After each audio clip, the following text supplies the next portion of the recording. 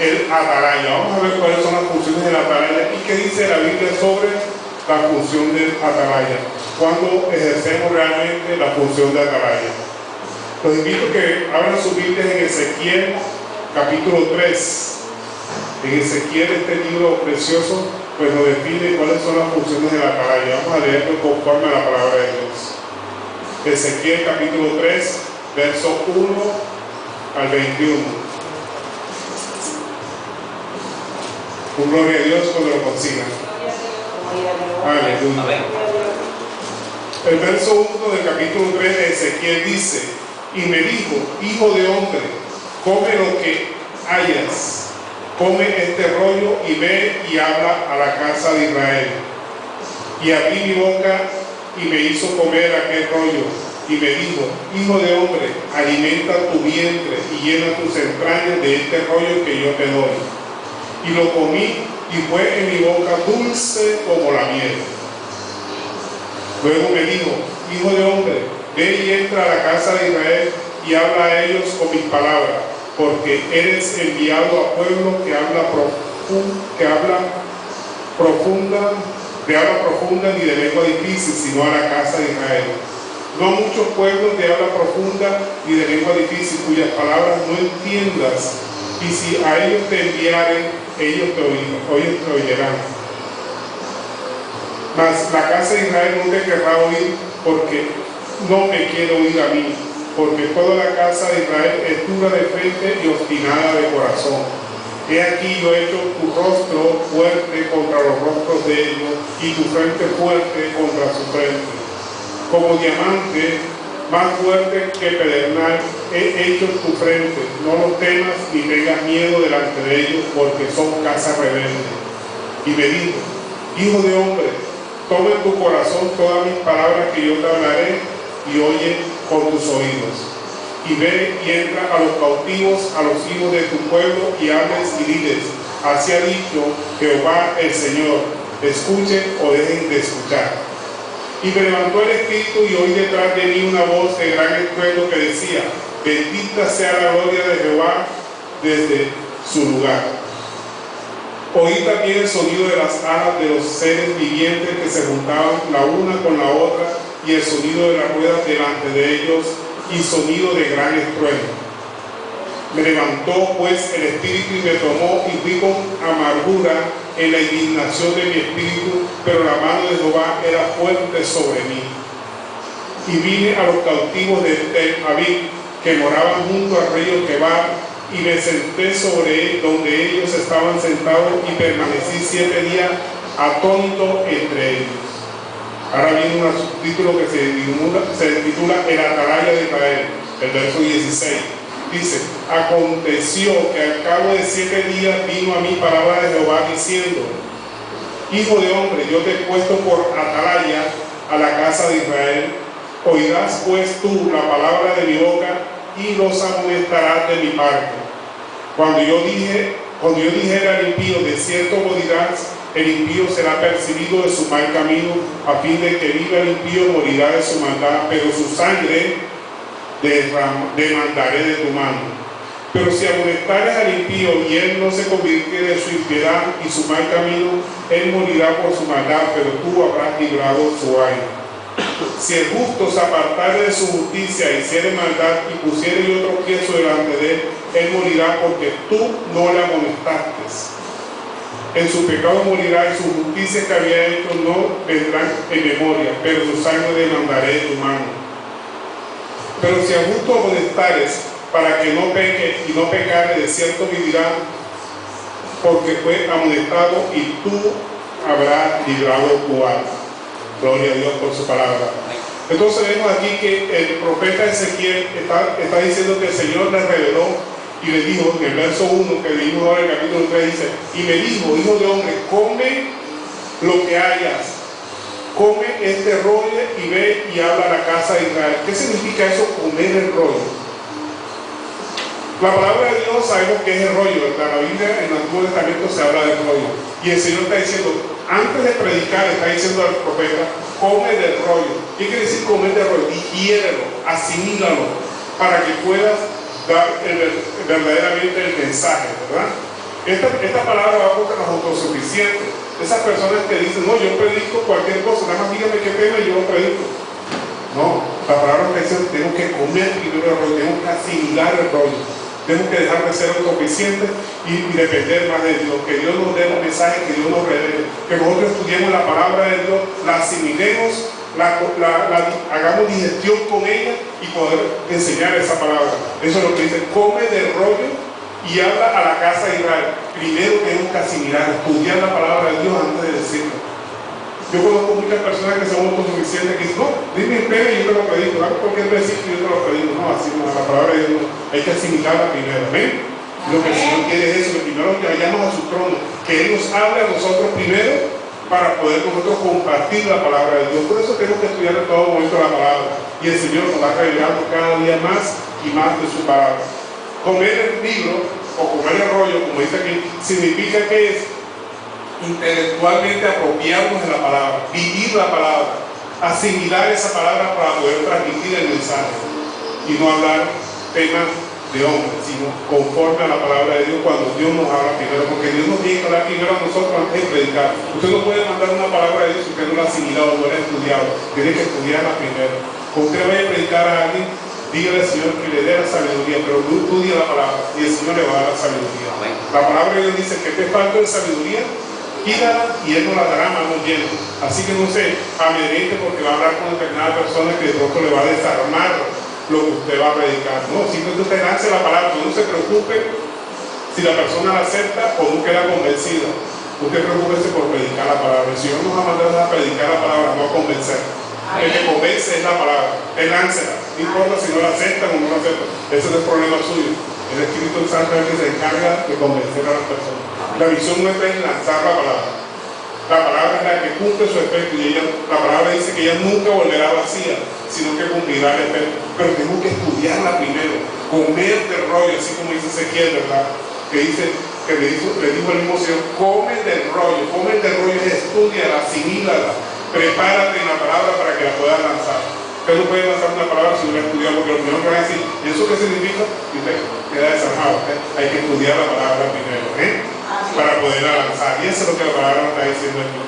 En el verso 2 del capítulo 3 dice, y abrí mi boca y me hizo comer aquel rollo. ¿Qué significa eso? Abrí mi boca. O sea, que él estuvo atento a las palabras de Dios y las entendió, dirigió su palabra.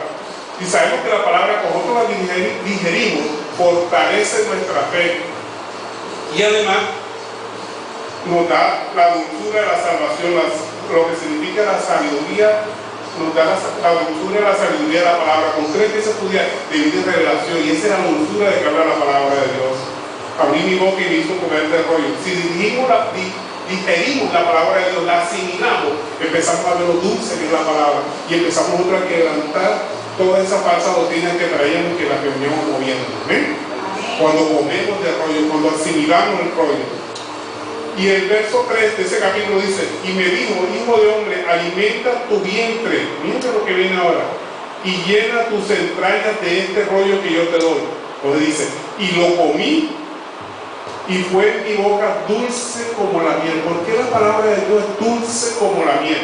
Sabemos que la palabra de Dios debe penetrar en todos los corazones, ¿verdad? Y reflejar las acciones antes de predicarla, tenemos que asimilarla. Pero ¿por qué es dulce? Primero porque anuncia el triunfo de la iglesia. La iglesia siempre va a estar triunfante si está agarrada de la palabra de Dios. También nos libera de las opresiones que teníamos antes, las opresiones de nuestros enemigos, ¿verdad? Nuestros enemigos, como decimos anteriormente, no son nuestros vecinos, nuestros compañeros de trabajo. Son la carne, el mundo y Satanás. Pero cuando usted estudia la palabra y asimila la palabra, la come la palabra, esos enemigos huyen de usted. Ya las tentaciones de la carne no le van a venir. Usted asimila la palabra. Las tentaciones del mundo no lo van a dominar. Las tentaciones de Satanás no lo van a dominar. Porque la palabra dice, Dios dice, someteos a mí y Satanás huirá de ustedes.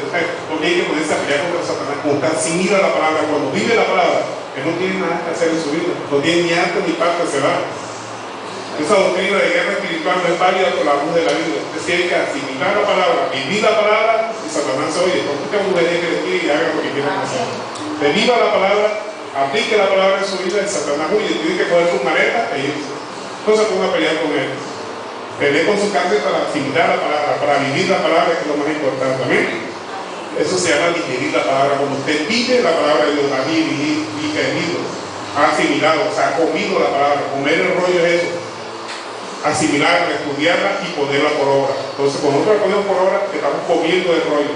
Pero hay un problema, que la palabra de Dios, a la vez que es dulce, también es amarga. Parece contradictorio, si es dulce porque es amarga. Apocalipsis 10:10, por favor, me acompañen.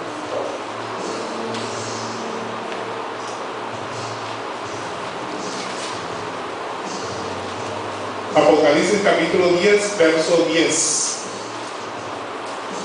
Aquí está hablando Juan. Dice, ¿ya lo tienen? Gloria a Dios. Dice, entonces tomé el librito de la mano del ángel y comí, y era dulce en mi boca como la miel, pero cuando lo hube comido, amargó mi vientre. Cuando estamos comiendo la palabra de Dios es dulce porque nos abre el entendimiento, pero después comienza a ponerse amarga. ¿Pero por qué es amarga la palabra de Dios, verdad? La palabra de Dios es amarga a nosotros porque es duro obedecerla. Cuando la asimilamos, qué bonito, pero aplica, ahí es cuando viene lo amargo de la palabra. Cuando empiezas a cambiar tus tradiciones, tu vieja manera de vivir, y empiezas a buscar la palabra, y empiezas a encontrar esa costumbre o la forma como tú venías andando anteriormente, y ya ves que no la puedes practicar porque la palabra de Dios te está diciendo otra cosa, entonces amarga, porque vas a hacer cosas que antes no hacías, y las que no hacías antes te gustaban, y ahora al dejarlas de hacer, empieza esa palabra a ser amarga en tu vida. Por eso dice que la palabra de Dios es dulce cuando la empezamos a asimilar, pero cuando llega a nuestro vientre es amarga porque va contra la carne. La palabra de Dios vivifica el espíritu, pero mata el cuerpo. Mata la carne, para que seamos cada día más a la altura del varón perfecto que Dios quiere de nosotros. Pero cuando estamos comiendo la palabra de Dios y la empezamos a asimilar, empieza a ser amarga. Porque tú sabes que es amargo es que alguien te diga una grosería y tú quedaste callado. Cuando quieres contestarle 4 verdades y tú sentiste a él porque le dijiste 4 verdades, tú sabes, porque te quedas callado, es amarga. Cuando tú no contestas y te quedas callado. Entonces tenemos que empezar a asimilar. Y ojo, que la palabra de Dios va a ser amarga en su vida. También es amarga, ¿por qué? Porque empezamos a sufrir los sufrimientos temporales que vienen de ella. Cuando te empiezan a enseñar porque eres cristiano. Y eso que es cristiano, y esto que empiezan a hablar de ti. Los cristianos vamos a tener sufrimiento. La Biblia no nos dice que nos ha dado promesas que vamos a estar bien en esta vida. No. La Biblia nos habla de promesas futuras. Cuando Cristo viene aquí, vamos a padecer necesidades. Dice, en el mundo tendréis aflicciones, ¿verdad? Pero confiad, yo he vencido al mundo. Y para el cristiano las aflicciones van a ser más grandes. ¿No sabes esa aflicción grande? Por lo menos de que vayan a dar un vuelco de más. Entonces, no, el Señor te dio 20,000 pesos de más. ¿Cierto? Van a decir, ese idiota eso hubiera cogido esa plata, es lo primero que dice, ¿verdad? Pero no, usted tiene que actuar en integridad, actuar en justicia y devolver esa plata si no tuviese dinero. Entonces vemos que empiezan los sufrimientos temporales, empiezan a señalar a usted por lo que usted hace porque ya es cristiano. Entonces vemos que en nosotros, esa palabra cuando la asimilamos es amarga, cuando empezamos a vivirla. Oír es sabroso, ¿verdad? Oír de las bendiciones de Dios, oír del amor de Dios, oír de los mandamientos de Dios, pero aplicarlo a nuestra vida, ahí es donde viene la vitamina. Pero tenemos que luchar contra esa naturaleza carnal nuestra y ponerlos por obra. Cuando empezamos a ponerla por obra, a vivir la palabra de Dios y pasamos ese sufrimiento amargo, estamos viendo que nos conviene a nosotros cumplir la palabra de Dios. Dios siempre seguirá siendo Dios si nosotros no cumplamos la palabra. Quienes nos beneficiamos somos nosotros mismos de cumplir su palabra. Entonces la palabra de Dios es dulce, pero cuando la asimilamos es amarga. Porque empezamos a hacer lo que el mundo no quiere que hagamos, ni que lo que nuestra carne quiere que hagamos. Nuestra carne, ¿qué quiere? Dormir placenteramente, ¿verdad? Estar tranquilo, sosegadamente, viendo televisión hasta tarde, y de pronto el Espíritu dice, bueno, estudia la palabra de Dios, debe ser amarga. Yo dejar de ver el televisor o dejar de dormir por estudiar la palabra o por orar. Es cuando empieza lo amargo para la carne, pero para el Espíritu es delicioso. Estudiar la palabra de Dios, estar en oración, en ayuno, en vigilia por leer la palabra de Dios. Qué bueno es llegar a estudiar, tratar de la palabra de Dios y dejar las películas a un lado. Hay momentos que es bueno ver películas, yo también veo películas de vez en cuando, pero también lo debes estudiar la palabra de Dios. ¿Sí? Gloria a Dios. Dale un aplauso al Señor. Aleluya. Pero también, así como la palabra es amarga cuando la empezamos a asimilar para nosotros porque ataca nuestra carne, también es amarga por otro lado para las personas que no aceptan la palabra de Dios, porque sabemos los juicios venideros que van a venir. Por eso es amarga para nosotros cuando vemos un familiar de nosotros no acepta la palabra de Dios. Y tenemos que seguirle predicando, no buscando convencerla, sino que la palabra haga su efecto en ellos. Porque sabemos que si esa persona no se convierte, sabemos el futuro que le espera conforme a la palabra de Dios, ¿verdad? Entonces, es amarga para los desobedientes también. Sabemos el juicio que le va a venir a ellos. Por eso tenemos que en todo momento predicar la palabra de Dios y acordarnos que nosotros no somos los que convencemos, sino que es la misma palabra de Dios la que convence. Ella cumplirá tarde o temprano el efecto por el cual es enviado. Miren lo que dice Filipenses 3:19. Aquí habla precisamente de por qué es amarga para los desobedientes, para los rebeldes, que señala su trágico futuro. Filipenses capítulo 3, verso 19.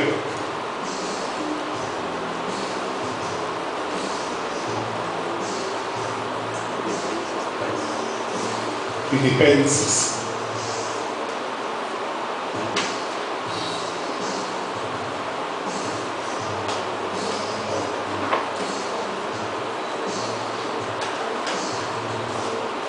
¿Amén? ¿Ya lo entienden?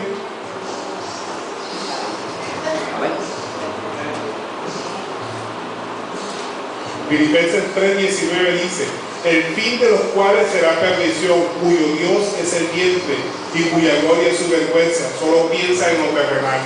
Como solo piensa en lo terrenal, su final va a ser doloroso, va a ser amargo. De ahí que la palabra de Dios sea dulce cuando la asimilamos, pero amarga cuando la empezamos a vivir, cuando la podemos poner por obra. Y amarga para aquellas personas que son desobedientes, o si son desobedientes y son duras de servir para aceptar la palabra de Dios, no quieren convertirse a la palabra de Dios. Entonces sabemos que la palabra de Dios es dulce, pero también a la vez es amarga. Dulce cuando empezamos a leer y entender, y amarga cuando la ponemos por obra. ¿Amén? Gloria a Dios. Entonces, la palabra de Dios nos enseña a ser vigías. Vigías porque hay mucha falsa doctrina. La falsa doctrina pulula más con billetes falsos. ¿Cuántas veces se te ha encontrado un billete falso? De pronto 2 o 3 veces cuando mucho, ¿verdad? Pero la falsa doctrina en todo momento te va a ver que te reversa en la palabra de Dios. Entonces nosotros tenemos que ser unos buenos vigías para estar pendientes de la falsa doctrina y no aceptarla, rechazarla. La primera forma de vigía que tenemos que ser nosotros, centinelas, es cuando somos los buenos porteros. ¿Recuerda domingo pasado que estuvimos hablando sobre los porteros? El portero es aquel que le abre solamente la puerta a Cristo, ¿sí? Tenemos que estar pendientes de cuál doctrina es verdadera, que se asemeja a la palabra de Dios, y esa asimilamos nosotros. Y como ovejas, todos somos ovejas, tenemos que ser rumiantes. ¿Qué es rumiante? Rumiante es que mastica 2 veces, ¿verdad? Pero la oveja come, después se va para allá por un lado tranquilamente, se sienta a descansar bajo un palo y empieza a mascar nuevamente. Esa comida que había digerido, le vuelve otra vez a la boca y le vuelve a mascar. Y cuando ve que puede, se la trae otra vez. Así usted también debe hacer, todos nosotros.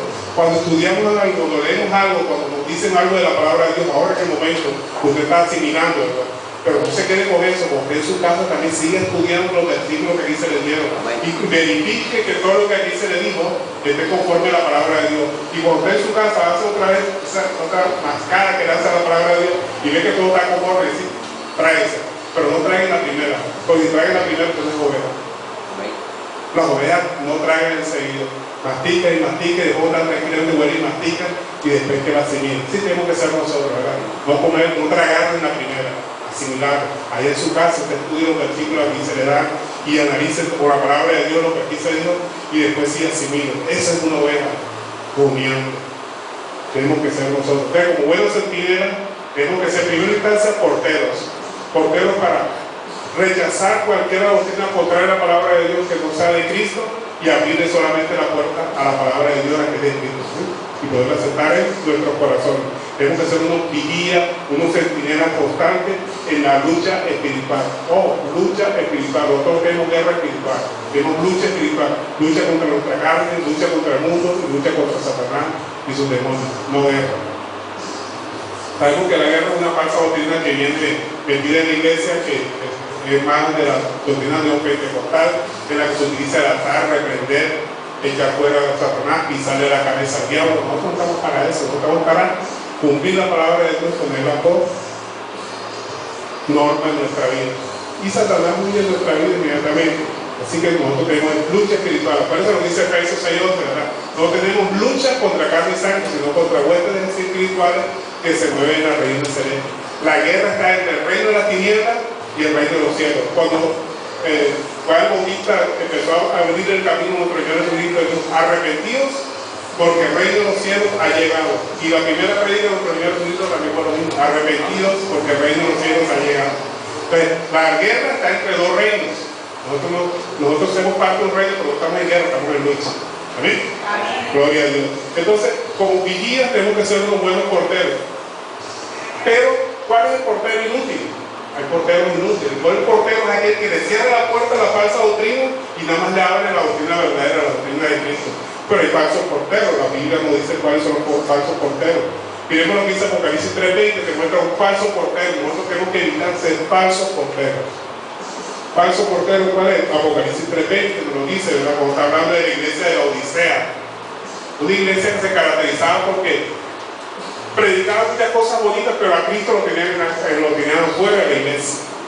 Entonces no le abrían la puerta a Cristo, pero le abrían la puerta a la falsa doctrina. 3:20 dice: he aquí, yo estoy a la puerta y llamo. O sea, no lo han dejado entrar, está en la puerta, está tocando, abre tu corazón, por nada, tiene la puerta ahí afuera. Entonces dice: he aquí, estoy a la puerta y llamo. Si alguno oye mi voz y abre la puerta, o sea, un buen portero, le abre la puerta a Cristo, entraré a él y cenaré con él y él conmigo. O sea, tenemos que ser buenos porteros. El buen portero es aquel que se percibe. Los porteros es un edificio que hace: mira quién son los que viven en ese edificio, y solamente deja entrar los que viven en el edificio o los que tienen autorización para entrar en el edificio. Aquel que no tiene autorización, no hay nada, espera allá afuera, deja que lo llame. Voy a llamar allá arriba para ver si lo dejan entrar. Identifica quiénes pueden ingresar y deja entrar solamente los autorizados. Así también tenemos que ser nosotros buenos porteros, dejar entrar a nuestro corazón solamente las doctrinas que se ajusten a la palabra de Dios. Y como otro vigía o centinela, otra función de nosotros, además de ser portero, ¿verdad?, de ser atalaya. Ya lo vimos, ¿verdad? Vimos que es atalaya, ¿verdad? Es proteger al pueblo de la falsa doctrina. Atalayas son todas aquellas personas que predican la palabra de Dios y lo hacen conforme a la Escritura. El atalaya tiene varias funciones, ¿verdad? Y vemos lo que dice el capítulo que estamos leyendo ahora, Ezequiel 3:17, que nos define qué es el portero y qué hace el portero. Ezequiel 3:17.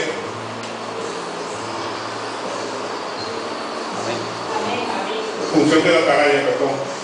Ezequiel 3:17 dice: hijo de hombre, yo te he puesto por atalaya a la casa de Israel. Oirás pues tú la palabra de mi boca y los amonestarás de mi parte. O sea, el atalaya está pendiente de escuchar la voz de Dios, o sea, estudiar la palabra de Dios y amonestar cuando vea algo que no esté conforme a la palabra de Dios. El atalaya no se puede quedar callado. Entonces, el atalaya primero todo observa toda la doctrina, ¿verdad?, que estamos viendo. Observa la doctrina. Segundo, investiga para ver cuál esa doctrina está conforme a la palabra de Dios. Y cuando ve que esa doctrina está mala, da aviso al pueblo: ojo, mira esto que está pasando aquí, esto no está conforme a la palabra de Dios. Si el atalaya se queda callado, es un mal atalaya. Por eso nosotros tenemos que denunciar las falsas doctrinas que se apartan de la palabra de Dios. Muchos dicen: tú no debes juzgar porque el único que juzga es Dios. No, al revés. Sí es cierto que el que juzga es Dios, pero Dios va a juzgar al final de los tiempos. Ahora nos ha dado la oportunidad de juzgar conforme a la palabra de Dios, juzgar haciendo justo juicio, o sea, un juicio conforme a la palabra de Dios, para evitar que esas personas lleguen al juicio de Dios en pecado. El atalaya siempre tiene que decir: ojo con esta doctrina que nos está apartando de la palabra de Dios, para que las ovejas se aparten enseguida de ese mal camino y sigan el verdadero camino. Atalaya que se queda callado no es atalaya. El atalaya tiene que decir enseguida y señalar la falsa doctrina. Ojo, el atalaya no señala personas, o sea, señala doctrina. Y señalamos doctrina y pedimos y oramos por esas personas que están en falsa doctrina para que se arrepientan y vuelvan al camino, porque la mayoría de falsas doctrinas han nacido entre la iglesia cristiana, pero han tergiversado la palabra de Dios. No podemos quedarnos callados. El atalaya siempre debe estar alerta, pendiente ante el peligro de una falsa doctrina, porque las falsas doctrinas nos llevan a tergiversar la palabra de Dios y obviamente a caer en pecado de idolatría, que es lo que más nos dice, ¿verdad?, la palabra de Dios. Sabemos que la palabra de Dios nos dice que su casa es casa de oración, no cueva de ladrones. Por supuesto que nuestro Señor Jesucristo usó un látigo sacando a los mercaderes que estaban en la puerta de la casa de Dios, porque se habían dedicado a hacer negocios, mercadería de su palabra, antes que enseñar la palabra de Dios.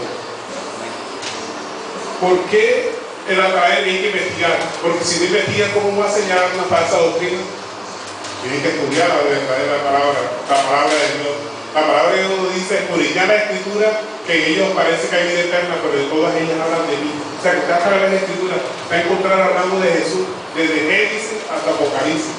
¿Cómo así que de Génesis? Si cuando Génesis no estaba Jesucristo en la tierra, no, de Génesis, porque Jesucristo es Dios, ¿verdad? Dice la Biblia cuando se creó la tierra, dice, hagamos al hombre de imagen y semejanza, estaba Cristo, estaban los tres. Y desde Génesis 3:16, que se conoce como el protoevangelio, que es cuando dice que habrá enemistad entre la culebra y la simiente de la mujer, ahí está hablando del evangelio de Cristo, que la simiente de la mujer le pisará la cabeza a la serpiente. Cuando habla de la simiente de la mujer se refería a nuestro Señor Jesucristo. Entonces, desde Génesis a Apocalipsis está hablando de Cristo. Cristo en diferentes formas. Obviamente que en el Nuevo Testamento vemos a Cristo encarnado, pero desde antes ya Cristo existía, porque Él es el alfa y el omega, el principio y el fin. O sea, Él estaba desde antes de los tiempos y hasta después de los tiempos. ¿Amén? Gloria a Dios. Entonces tenemos que investigar, estudiar la palabra de Dios, porque si no estudiamos la palabra de Dios, vamos a ser unos siervos inútiles. Mire lo que dice Lucas 7:17-10. Lucas 17:10. Si nosotros nos dedicamos nada más a hacer lo que nos toca hacer, somos siervos inútiles. Lucas 17, verso 10 dice: así también vosotros, cuando hayáis hecho todo lo que os ha sido ordenado, decid, siervos inútiles somos, pues lo que debíamos hacer, hicimos. Solamente hacemos lo que nos mandan a hacer. El verdadero siervo es el que va más allá de lo que le mandan a hacer. Un empleado a veces se jacta, no, yo hago todo lo que me mandan a hacer. Nosotros como empleados, como trabajadores, tenemos que hacer lo que nos mandan a hacer y mucho más.